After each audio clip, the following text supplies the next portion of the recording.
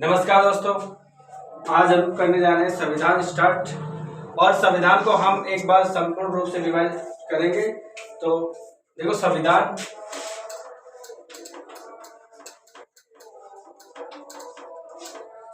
को इंग्लिश में बोला जाता है कॉन्स्टिट्यूशन, CON,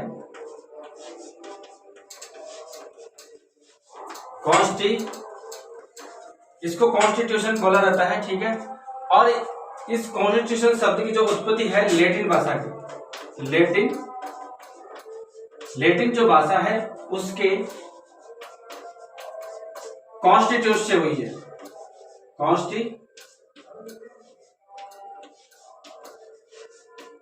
कॉन्स्टिट्यूट शब्द से हुई है, जिसका अर्थ होता है कि एक मतलब यानी कि एक कानून की किताब, ठीक है ना। अब देखो, अब हम संविधान के बारे में बात कर लेते हैं। तो संविधान शब्द जो जिसने दिया था, सर्वप्रथम संविधान शब्द जो ये शब्द है वह दिया था सर हैंगरीमैन ने। सर हैंगरीमैन ने यह शब्द दिया था, ठीक है। अब हम इसकी परिभाषा के बारे में बात कर लेते हैं कि संविधान की जो परिभाषा क्या होगी। तो इसकी परिभाषा यह होगी, कि कानून की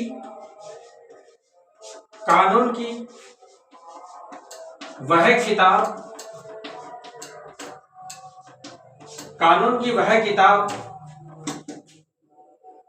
जिससे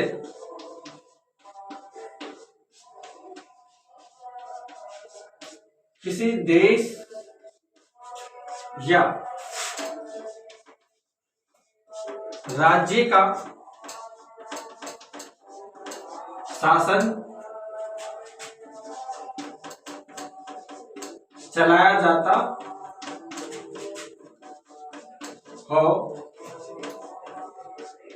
संविधान कहलाता है। कि कानून की वह किताब जिससे किसी देश या राज्य का शासन चलाया जाता हो, संविधान कहलाता है। अब हम बात करते हैं आगे।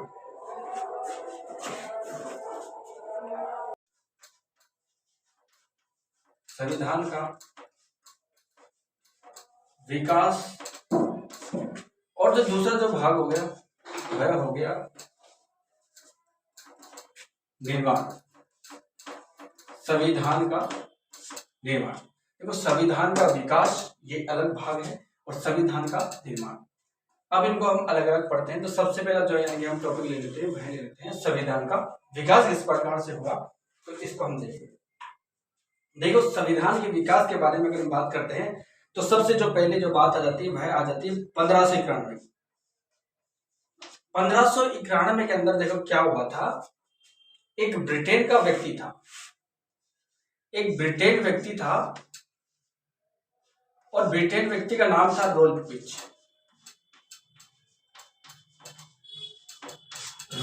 एक अंग्रेज व्यक्ति था जो कि ब्रिटेन का था।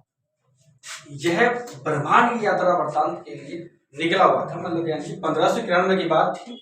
एक ब्रिटेन का रोल्फ नामक व्यक्ति पूरे ब्रह्मांड की यात्रा करने के लिए निकला हुआ था। ये संपूर्ण ब्रह्मांड के अंदर घूमते घूमते एक भारत देश के अंदर भी जा पहुंचा, जो कि हमारा भारत देश है, उसके अंदर भी जा पहुंचा। उस समय भारत में जो शासन था अकबर का शासन था। तो यह जैसे ही यानी कि हमारे भारत देश में प्रवेश करता है, अकबर का शासन काल था, तो इसने देखा कि इस भारत देश के अंदर बहुत ज्यादा धनवान व्यक्ति है, मतलब धन की कोई कमी नहीं है। अखबार के दरबार में गया तो यहाँ पे इसने यानी कि बहुत ज्यादा सोने की मुद्राएं और यानी कि सोने से भरपूर यानी कि इसने यानी कि इसका राजवाड़ देखा। तो यह बहुत ही ज्यादा यानी कि आश्चर्यचकित हुआ कि इस पूरे संसार के अंदर भारत जैसा देश, इससे ज्यादा तो कोई धनवान व्यक्ति या फिर कोई अकबर से समान के जो धनवान व्यक्ति है या फिर भारत जैसा धनवान देश कोई है ही नहीं। तो यह इस रोल्फ नामक व्यक्ति ने यह जो बात है अकबर के बारे में कि धनवान व्यक्ति है, यह बात अपने स्वदेश ब्रिटेन को बताई। तो यह जो यानी बात है सबसे ज्यादा मजदूर वर्ग को लगी। किसको लगी थी? मजदूर वर्ग को लगी। तो मजदूर वर्ग ने सोचा कि इतना धनवान अगर वो देश है तो हम क्यों नहीं हमारे जो यानी कि व्यापार है वहीं पे स्टार्ट कर दे। तो इन मजदूर वर्गों ने यानी कि 100 कुल व्यक्ति थे, 100 व्यक्तियों ने 100 व्यक्तियों का एक समूह ने एक कंपनी का गठन किया और उस कंपनी का नाम था east India company. East India company नामक कंपनी का गठन कर दिया था। कितने व्यक्ति थे? 100 व्यक्ति थे, ठीक है ना। अब हम बात करेंगे कि मजदूरों ने 100 व्यक्तियों ने ईस्ट इंडिया कंपनी की स्थापना उसका निर्माण कर दिया। लेकिन अब इसको मान्यता प्रदान करने के लिए यह जो यानी कि तत्कालीन जो ब्रिटेन की जो महारानी है, तत्कालीन ब्रिटेन की महारानी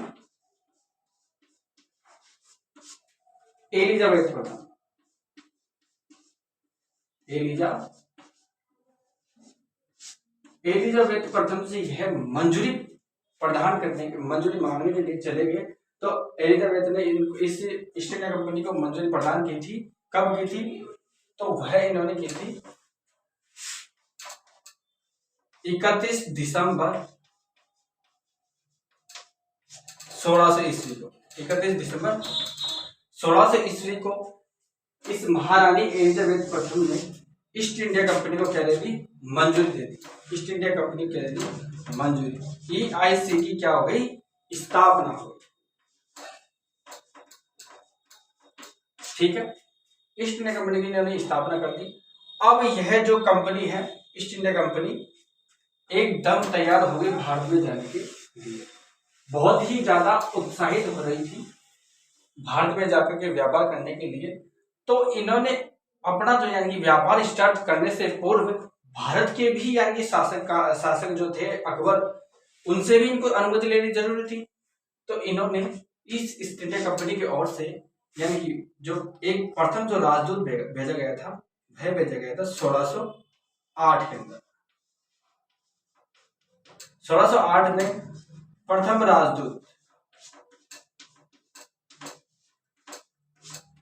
जो राजदूत आया था वह आया था विलियम हॉकिंस। कौन आया था?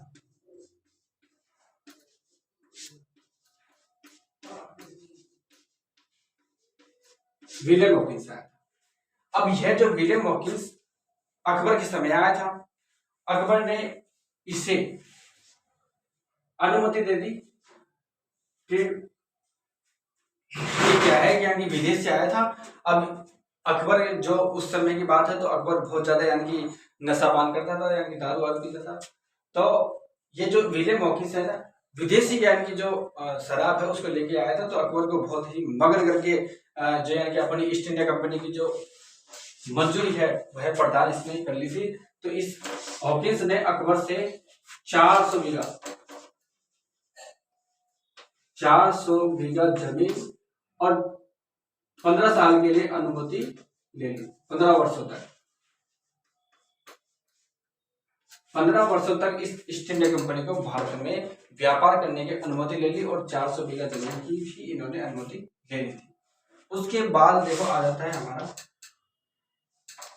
1612 में क्या हुआ था कि अंग्रेजों और यानी कि पुर्तगालियों के मध्य समुद्री युद्ध हुआ था। समुद्री युद्ध लड़ा गया था 1612 के अंदर। उसके बाद जो यानी कि हमारी डेट आती है वह आती है 1615। अब देखो इस ईस्ट इंडिया कंपनी ने जो यानी विलियम हॉकिंस थे, इन्होंने अनुमति लेकर के ईस्ट इंडिया कंपनी को भारत के अंदर सर्वप्रथम सूरत के अंदर, कहां पे? सूरत में व्यापार करने की अनुमति मतलब यानी कि इस अकबर ने दे दी थी। तो यह सूरत के अंदर सबसे पहले प्रवेश किया था इन्होंने। अब देखो यह जो ईस्ट इंडिया कंपनी चल रही थी, लेकिन इस जो ईस्ट इंडिया कंपनी को और जगह व्यापार करने की अनुमति नहीं थी। तो इसी के लिए यानी कि ब्रिटेन से एक दूसरा राजदूत आता है, दूसरा राजदूत, वह आता है सर टॉमस रो।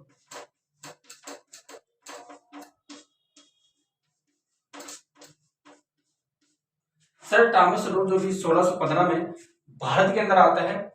और ये इसका उद्देश्य क्या था? इसका उद्देश्य था कि अपनी जो ये कंपनी चल रही है, इस कंपनी को मतलब यानी कि इसका जो और भी विस्तार करने का, यानी कि अर्थात इस कंपनी को जो यानी कि व्यापार चल रही है इसको और भी जगह अनुमति लेने के लिए है जो सर टॉमस रॉय है दूसरा राजदूत आया था। और यह जो कि जहांगीर से मिला, जहांगीर से ये 1616 के अंदर मिला था। जहांगीर से मैगजीन किले, मैगजीन किला अजमेर, अजमेर में जहांगीर से मिला था। देखो जब यानी कि जो प्रथम जो राजदूत आया था विलियम हॉकिंस, यह भी किसके शासनकाल में आया था? जहांगीर के शासनकाल में, जहांगीर के ही शासनकाल में आया था। देखो अकबर तो जब सर रोलपिच नामक व्यक्ति आया था तो उसी समय यानी कि अकबर था। उसके बाद अगर बात करेंगे तो विलियम हॉकिंस जो कि यह भी जहांगीर के शासनकाल में आया था। ठीक है, जहांगीर के शासनकाल में आया था। और जो दूसरा जो राजदूत है कौन? सर टॉमस रॉय, यह भी जहांगीर के शासनकाल में आया था जो कि मैगजीन किला अजमेर के अंदर मिला था। तो यहाँ भी इन्होंने बात की थी। तो क्या हुआ था कि उस समय यानी कि जहांगीर की एक फोड़ा हो रहा था यहाँ पे। तो इस जो सर टॉमस रॉय ने इस जो फोड़े को ठीक कर दिया था। तो इसी को लेकर के जहांगीर खुश हो गया और इसने इस कंपनी को और भी ज्यादा यानी कि 30 वर्षों तक इसको क्या कर दी? अनुमति प्रदान कर दी कि आप यानी कि 30 वर्षों तक अनुमति इसको प्रदान कर दी। और इसे बाकी भारत के राज्यों में भी अनुमति प्रदान कर दी कि आप कहीं पर भी भारत के अंदर अपनी जो ईस्ट इंडिया कंपनी का जो व्यापार है कर सकते हो। तो कंपनी का जो यानी कि विस्तार, कंपनी का व्यापार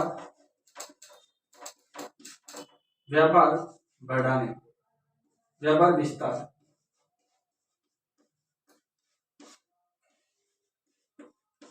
करने की अनुमति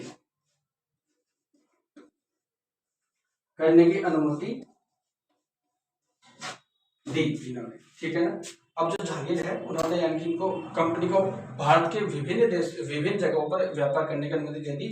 और कंपनी का जो शासन है वह 15 वर्षों से बढ़ाकर और भी ज्यादा कर दिया। तो देखो इसके बारे में कहना चाहूंगा कि यहाँ पे अकबर नहीं था। जब प्रथम राजदूत आया था विलियम हॉकिंस तो उस समय भी जहांगीर ही था। अकबर तो सिर्फ जब रोड पे आया था उस समय अकबर था। ठीक है ना। अब देखो यहाँ पे अब हमारी बात चलेगी कब? 1700 ईस्वी। 1700 ईस्वी में देखो क्या हुआ? कलकत्ता की स्थापना होती है। कोलकाता की स्थापना, कोलकाता की स्थापना हो जाती है। और हम आगे बात करते हैं। देखो इसको मैं मिटा देता हूं।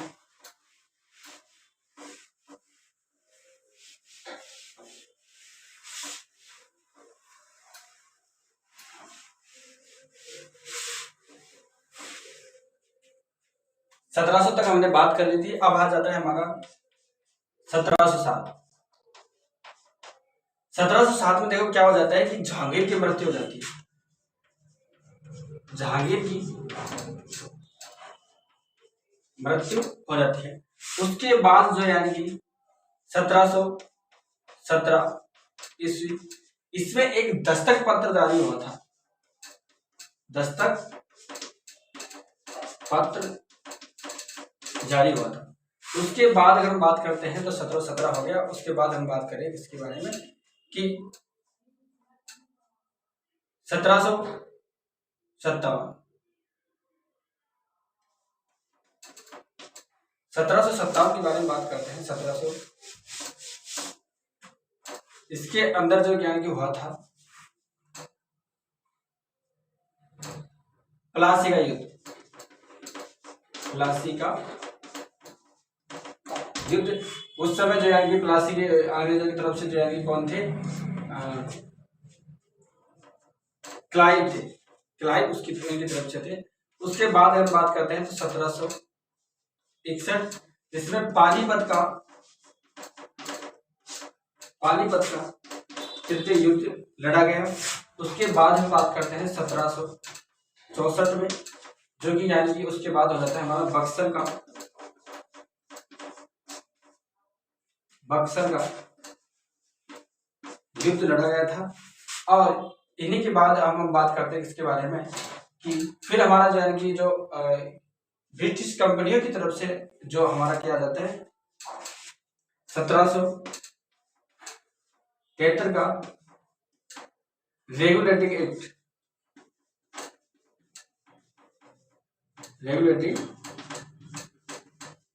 एक्ट माना जाता है।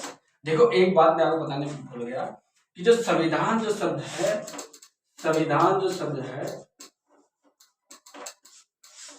शब्द का जो सर्वप्रथम उपयोग, सर्वप्रथम या फिर संविधान शब्द को किसने दिया था, तो वह दिया था सर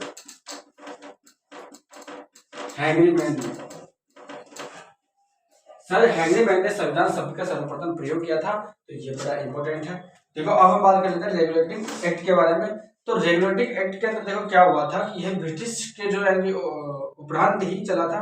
एक बात मैं आपको बता दूं, 1756 में, देखो ये यहाँ पे 1756 के अंदर क्या हुआ था, 1756 के अंदर आज जो दोहरी जो नागरिकता है या फिर द्वैध शासन हम जिसे बोल सकते हैं, द्वैध शासन। अब देखो द्वैध शासन दो प्रकार से होगा, प्रांतों के अंदर द्वैध शासन अलग होगा और राज्यों के अंदर अलग होगा। और ये कंपनी के अंदर द्वैध शासन जो है कि लागू हुआ था 1756 में हुआ था, और जो समाप्त होगा वह होगा 1758 के अंदर। 1758 के अंदर यानी ये 1858 के अंदर यह समाप्त हो जाएगा। 1858 के अंदर यह समाप्त हो जाएगा। तो इसका भी आपको एक इम्पोर्टेंट है, इसको याद रखना पड़ेगा। देखो अब हम बात कर लेते हैं 1733 के रेगुलेटिंग एक्ट के बारे में। इसको हम कई नामों से जानते हैं, तो ये भिन्न भिन्न बात है। इसके अंदर देखो इम्पोर्टेंट बात क्या है कि एक तो 1774 के अंदर एक बंगाल के अंदर, बंगाल में एक उच्च न्यायालय की स्थापना हुई थी।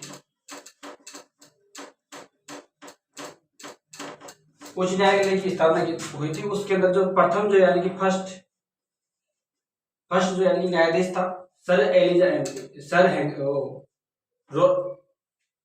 MP, sir Elijah Impey, sir Elijah Impey इसका प्रथम जो यानी कि गवर्नर था। उस इसका जो न्यायाधीश था सर्वप्रथम सर एलिजा एमपी। तो यानी कि ये हमारा 1774 के जो बारे में, उसके बारे में हमने बात की है। अब देखो इसके बारे में अगर और मैं आपको डिटेल से बताऊं तो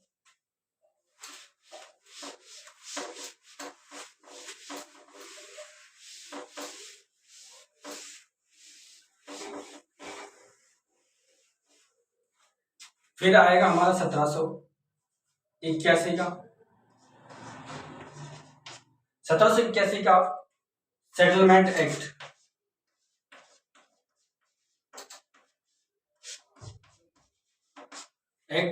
फिर आ जाएगा हमारा 1793 का, 1784 का, 1784 का पिट्स इंडिया एक्ट, पिट्स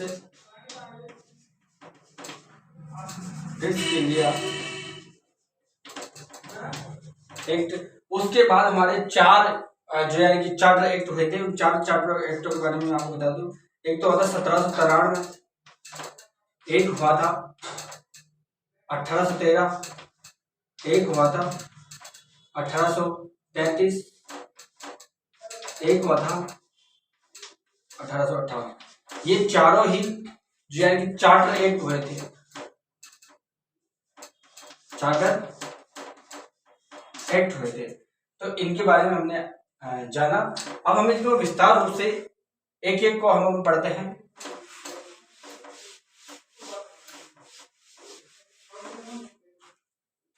आगे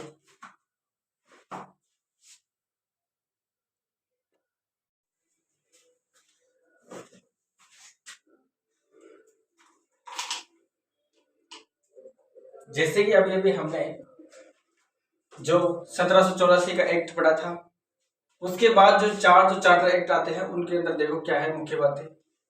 1793 का जो चार्टर एक्ट है उसके अंदर 20 वर्षों के लिए ईस्ट इंडिया कंपनी को देखो 1784 में समाप्त कर दिया था, लेकिन 20 वर्षों के लिए फिर इसके अंदर लागू कर दिया था। और जो सेनाओं का जो वेतन है ना, भारत राजस्व से दिया जाना प्रावधान कर दिया था इसके अंदर। अब देखो 1813 चार्टर एक्ट हुआ था, उसके अंदर क्या हुआ, जो ईस्ट इंडिया कंपनी को जो 20 वर्षों के लिए जो अधिकार पत्र दिया था उसको क्या है कि यहाँ पे समाप्त कर दिया, और मात्र 2 चीज, एक चाय और चीनी को ही चलने दिया कि चाय और चीनी का ही व्यापार जारी रहेगा।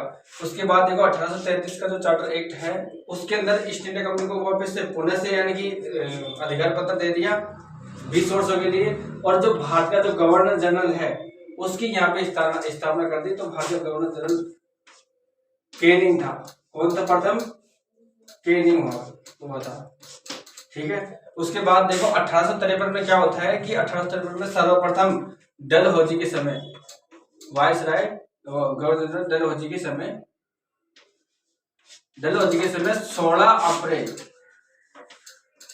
16 अप्रैल 1853 को रेलगाड़ी की स्थापना हुई थी। रेलगाड़ी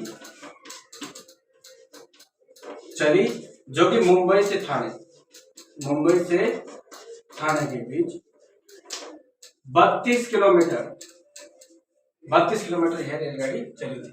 अब देखो 1858 में क्या हुआ था, इस चार्टर एक्ट के अंदर देखो भारत का सचिव बनाया गया और वायसराय का पद भी यहाँ पे सर्जित किया गया था, और एक विधान परिषद की जो स्थापना की थी वह 12 सदस्यों के लिए 12 सदस्यों को से मिलकर एक विधान परिषद की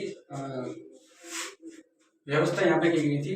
अब देखो 1861 के अंदर क्या हुआ, जो कि भारत शासन अधिनियम है, इसके अंदर जो यानी कि भागीदारी यानी कि भारतीय लोगों की भागीदारी यहाँ पे ज्यादा इंपॉर्टेंट यानी महत्व दिया गया, और विभागीय प्रणाली की यहाँ पे स्थापना की गई थी। मंत्रिमंडल का जो गठन है वो यहीं पर यानी कि इस एक्ट के अंदर 1861 के एक्ट के अंदर किया गया था। और देखो यानी कि कलकत्ता और मुंबई और मद्रास, कोलकाता मुंबई मद्रास के अंदर हाई कोर्ट की स्थापना की गई थी, ठीक है ना। अब देखो 1865 के अंदर क्या हुआ था कि भारत शासन जो अधिनियम है इसके अंदर यानी ज्यादा बात है नहीं। 1876 के अंदर देखो कि गवर्नर को क्या है कि जो कानून बनाने का अधिकार यहाँ पे दिया गया था। जो गवर्नर जनरल होता है उसको कानून बनाने का अधिकार यहाँ पे दिया गया था। गवर्नर जनरल को कानून बनाने का अधिकार यहाँ पे दिया था। देखो 1885 के अंदर क्या होता है कि हमारा जो राष्ट्रीय कांग्रेस है उसका यहाँ पे गठन होता है 28 दिसंबर 1885 में कांग्रेस की स्थापना हो जाती है। यहाँ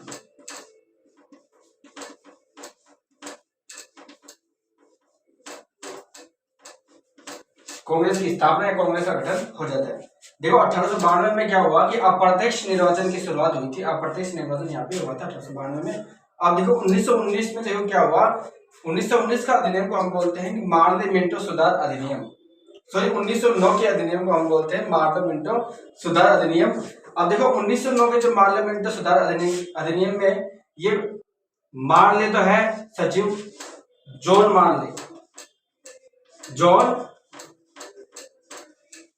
मोर्ले तो सचिव है, और जो हमारा जो मिंटो है लॉर्ड मिंटो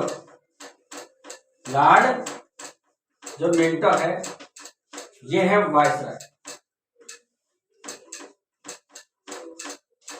देखो जो मोर्ले तो है यानी कि सचिव और मिंटो है वायसराय।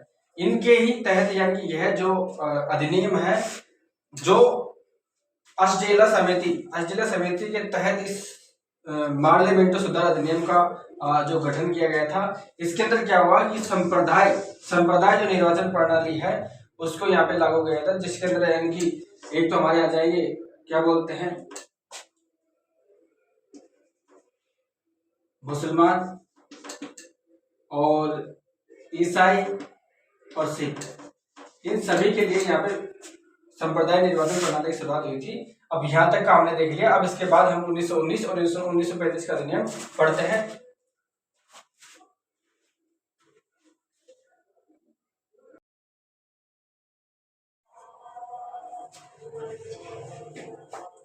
देखो अब हम आगे बढ़ते हैं 1919 का मॉन्टेग्यू चेम्सफोर्ड सुधार अधिनियम।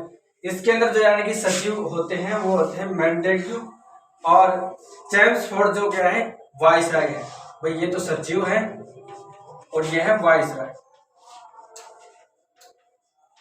ठीक है। इसके अंदर क्या हुआ था, 1919 के अधिनियम के अंदर विधानमंडल का गठन किया गया था, जिसके अंदर यानी कि विधान परिषद और विधान सभा दोनों का यहाँ पे गठन किया गया था। और इसके अंदर यूपीएससी की जो यानी कि स्थापना है वह भी 1919 के अधिनियम मॉन्टेग्यू चेम्सफोर्ड सुधार के तहत ही की गई थी। और प्रांतों के अंदर द्वैध शासन की स्थापना हुई थी, जिसके अंदर यानी कि आरक्षित और हस्तांतरित दो भागों में यह विभाजित थे। अब देखो हमने बोला था आपको कि यानी कि ब्रिटिश, अगर बात करें ब्रिटिश जो एक्टों के अंदर यानी कि शुरुआत हुई थी द्वैध शासन की, तो वह हुई थी 1784 के 1756 के ब्रिटिश इंडिया एक्ट के तहत, है ना। और बात करेंगे उसका समापन हो गया था 1858 के ब्रिटिश इंडिया एक्ट के तहत। लेकिन बात करेंगे प्रांतों में, तो प्रांतों में यानी कि 1919 के मॉन्टेग्यू चेम्सफोर्ड सुधार अधिनियम के तहत प्रांतों में द्वैध शासन की स्थापना हुई थी, ये आपको याद रखना है, ठीक है। अब देखो 1927 में क्या हुआ था कि साइमन कमीशन आया था, जो कि 3 फरवरी 1927 को आया था, जो कि 7 सदस्य का यह एक समूह था, 7 सदस्य का यह एक समूह था। तो इसको क्या है कि इसका बहिष्कार किया गया था, तो इसको साइमन गो बैक ऐसे नारे भी दिए थे। अब हम बात करते हैं नेहरू रिपोर्ट की, जो कि 1928 में आई थी। देखो 10 अगस्त 1928 को नेहरू रिपोर्ट आ गई थी। इसके तहत यानी कि जो इसके अध्यक्ष हैं, क्या हुआ कि ब्रिटिश जो यानी कि गवर्नर ब्रिटिश ने ये बोला था कि भारतीय कभी भी अपना संविधान बनाने में सक्षम नहीं है। तो इसी को यानी कि तो भारत के अंदर क्या है कि खून सा एक जुनून सा एक आ गया, तो नेहरू जी ने तभी नेहरू रिपोर्ट के माध्यम से एक पेश की संविधान के बारे में। तो यानी कि 10 अगस्त 1928 को पेश किया गया था। अध्यक्ष थे इसके यानी कौन, पंडित जवाहरलाल नेहरू, ठीक है। और बात करेंगे यानी कि सॉरी, इसके जो अध्यक्ष है वह जवाहरलाल नेहरू है और इसके सचिव है पंडित जवाहरलाल नेहरू। दोनों पिता और बाप बेटे के हिसाब से यह बनी थी। इसके बात करेंगे तो इसको यानी कि जो क्या बोलते हैं ब्लूप्रिंट है वह श्यामा प्रसाद मुखर्जी, श्यामा प्रसाद मुखर्जी ने इसे ब्लूप्रिंट कहा था। इस नेहरू रिपोर्ट को ब्लूप्रिंट किसने कहा था, श्यामा प्रसाद मुखर्जी ने। अब देखो 1932 का जो पूना पैक्ट जो समझौता हुआ था वह 26 सितंबर 1932 को महात्मा गांधी और डॉक्टर भीमराव अंबेडकर के मध्य यह समझौता हुआ था। महात्मा गांधी प्लस अंबेडकर के मध्य यह समझौता हुआ था, ठीक है। अब हम बात करते हैं 1935 के भारत शासन अधिनियम के तहत। तो इसके तहत बहुत सारे यानी कि संविधान को के बारे में यहाँ पे बातें हुई थी। और बात करें तो 1935 का सबसे ज्यादा इंपॉर्टेंट संविधान के लिए यही जो भारत शासन अधिनियम है। अब देखो इसके अंदर क्या होता है कि संघ के अंदर जो न्यायालय है वह संघीय जो न्यायालय है वह दिल्ली में ले जाया गया था। पहले वह मुंबई के और मद्रास और कोलकाता के अंदर था, लेकिन अब संघीय जो न्यायालय है वह दिल्ली के अंदर लाया गया, जिसकी जो शुरुआत है 1 अक्टूबर 1937 को हुई थी। और यह जो संघात्मक शासन व्यवस्था भी 1935 के अधिनियम के तहत ही लाई गई थी। 1921 के अंदर बात करें तो सॉरी 1921 इसके अंदर अनुच्छेद थे और 10 भाग थे। द्वैध शासन को समाप्त किया गया था, जो कि प्रांतों में लगा था, तो उसको यहाँ पे समाप्त कर दिया गया था। उसके बाद देखो महान्यायवादी और नियंत्रण महालेखा परीक्षक, इन दोनों का यहाँ पे गठन किया गया। आरबीआई का यहाँ पे गठन किया गया, क्योंकि आरबीआई का जो स्थापना है 1 अप्रैल 1942 में की गई थी। बात करें आरबीआई का जो प्रथम गवर्नर है सर ओसबोर्न स्मिथ थे। बात करेंगे भारत के सर्वप्रथम गवर्नर जनरल कौन थे आरबीआई के, तो वह थे सीडी देशमुख भारत के प्रथम गवर्नर जनरल थे आरबीआई के। 1937 के बारे में बात करते हैं तो प्रांतीय चुनाव हुए थे और प्रथम बार 11 प्रांतों के अंदर चुनाव हुए थे।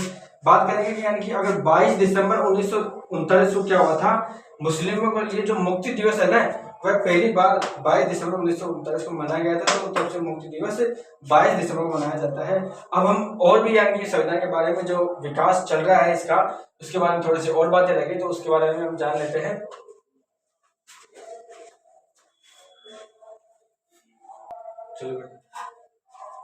अब देखो हम आगे बात कर लेते हैं कि अगस्त प्रस्ताव। अगस्त जो प्रस्ताव है 8 अगस्त 1940 को आया था। इसके अंदर जो यानी कि वायसराय थे लिन लिथगो थे और इसी के तहत यानी कि एक सत्याग्रह, व्यक्तिगत सत्याग्रह भी हुआ था। अब देखो क्रिप्स मिशन के अंदर बात करते हैं तो यानी कि यह 23 मार्च 1942 को आया था और यह 3 सदस्य जो आया था। इसका जो अध्यक्ष था सर स्टेफर्ड क्रिप्स इसके क्या थे, अध्यक्ष थे। 1942 में भारत छोड़ो आंदोलन जो कि चालू हुआ था, जो 14 जुलाई 1942 को हुआ था। बेवेल योजना के बारे में बात करेंगे तो 14 जून 1945 को बेवेल योजना स्टार्ट हुई थी ये। और बात करेंगे शिमला सम्मेलन जो हुआ था 25 जून से 14 जुलाई 1945 को शिमला सम्मेलन हुआ था। इसका जो नेतृत्व किया था जो अब्दुल कलाम आजाद ने इसका नेतृत्व किया था। उसके बाद बात करेंगे कैबिनेट मिशन जो यानी कि उस समय इसका जो गठन है कैबिनेट मिशन का 15 फरवरी 1946 को हुआ था, लेकिन ये भारत कब आके पहुंचा था 24 मार्च 1946 को यह भारत आकर के पहुंचा था कैबिनेट मिशन। जो अंतरिम जो सरकार का गठन है 2 सितंबर 1946 को हुआ था। अब इसी के साथ यानी कि जो हमारा संविधान का विकास जो चल रहा था यहाँ तक समाप्त होता है। अब हम संविधान के निर्माण के बारे में बात करेंगे, यानी कि संविधान सभा और संविधान के आगे जितने भाग हैं इन सभी के बारे में। तो संविधान जो विकास है वो यहीं तक समाप्त होता है। अब कुछ समितियां हैं जो कि हम आगे देखेंगे। यहाँ तक के लिए धन्यवाद। जय हिंद, जय भारत।